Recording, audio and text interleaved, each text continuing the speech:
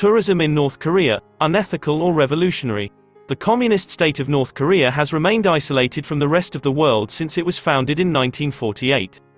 The dictatorial regime in the country has infringed upon the rights of all its individuals, leading them to become passive observers of the atrocities around them.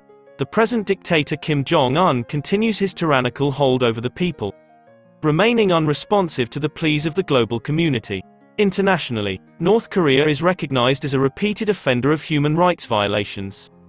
But the country and its government refuse to hold themselves accountable for anything that they do. A country shrouded in secrecy. Citizens of North Korea are practically brainwashed from the time of their birth and forced to submit to their dear leader. They are forced to work for the government without pay. Women and children are not exempted from hard labor. The nuclear missile tests within the country are another matter of concern to the international community. Much of what happens in North Korea remains shrouded in secrecy. Most of Western cinema, literature and music are all banned. Any content you consume needs to first be approved by the state. People who disobey face harsh punishments, often resulting in death. Tourism in North Korea. How much of the country can you see?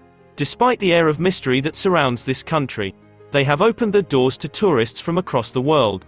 Though the country does not have a booming tourism industry, it does see a significant amount of tourists. But, fair warning, tourism in North Korea isn't like any other country. Everywhere you go and everything you do is under strict scrutiny. Estimates have suggested that around 5,000 Western tourists head to the country every year. The Chinese, specifically, frequent the country a lot more than others. Official reports of Chinese tourists in North Korea are kept under wraps. A report compiled by a South Korean think tank, the Korea Maritime Institute, found that more than 230,000 Chinese tourists made the trip in 2012. This number increased to 580,000 in the second half of 2016. Very few tourist agencies organize tours to North Korea. Koryo Tours and Yuri Tours are some examples of agencies that do. Independent travel is out of the question in North Korea. You have to be a part of an authorized tour agency that will show you around. There is a government-approved itinerary, from which no deviations are allowed. North Korean government wants to expand tourism. The North Korean government is actively working towards expanding the tourism industry. In recent years it has opened new attractions such as the 5-star Masi Kryong ski resort and the tourist city of Wonsan. To further boost tourism in North Korea, it is training future tour guides at Pyongyang Tourism College. The country wants to attract 2 million visitors by 2020. If you're in North Korea, during your guided tours you will come across some of these sites. Paektu Mountain, Mount Kumgang, Juche Tower, Mount Myohang, Kumsusan Palace of the Sun. These guided tours, though strict, can sometimes be tweaked to the visitor's interests.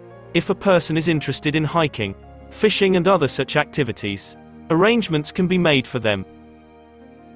Is tourism in North Korea unethical or revolutionary? Why it is unethical? A large debate surrounds the ethics of traveling to North Korea.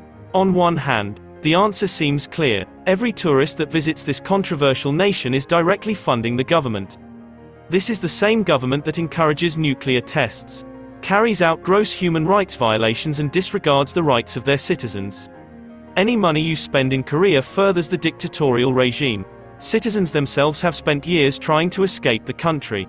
They have shared harrowing stories of living in a country that silences their own people. The class divide is cruel and unjust. The irony is clear when a tourist willingly enters a country that so many people are waiting to leave. Why it could be revolutionary? There's a flip side to this. Many people believe that tourists going to visit North Korea can positively impact the citizens. Given that a large majority of the population is consistently fed huge amounts of propaganda, their worldview remains tragically limited. When they see tourists around them and get a glimpse of the life that exists in the world outside, it can positively impact them. The bad outweighs the good. While there are significant positive impacts of tourists going to North Korea, the unethical aspects seem to outweigh them. Yes, tourists could open the eyes of the citizens. However, since most of the tours are guided, in restricted areas, are tourists even interacting with locals? The more the tourism industry grows, the more money the government gets. This will only lead to the dictatorial regime growing stronger and oppressing the people even further. As Kim Jong-un works towards expanding infrastructure to lure tourists, the workload might inevitably fall on the citizens. Tourism in North Korea is problematic and it will continue to remain so.